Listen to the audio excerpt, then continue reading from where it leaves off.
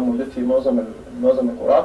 اعتمد على ان اللاعبين اللي بيجوا من المنطقه الخلفيه بشكل خطوره على المرمى. دي واحده من الكرات اللي كان ممكن ينتج عنها هدف.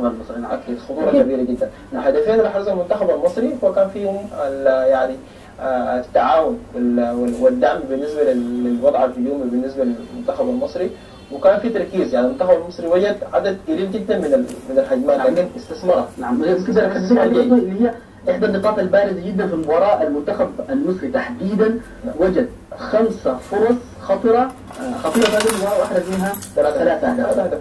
فهذا يوري انه يعني الانسجام موجود وسط اللاعبين، المهاره موجوده، ايضا الجانب التكتيكي. شوف يعني الاوفرلاب اللي حصل ده موجود يعني، والتمرير اختيار الزاويه بتاعت التمرير بيوريك انه فشل التعامل الدفاعي لمنتخبنا مع هذه الكرات. يعني كل الكرات اللي جات فينا اهداف ما كان في يعني تعامل دفاعي معاه بصوره ممتازه. الميدان يعني حاول وانتظر زميله لحد ما نزلوا لعب الثروف. في نفس الوقت بيلقى 3 لاعبين منتظرين لاعب واحد، ما في تغطيه للاعب الجاي.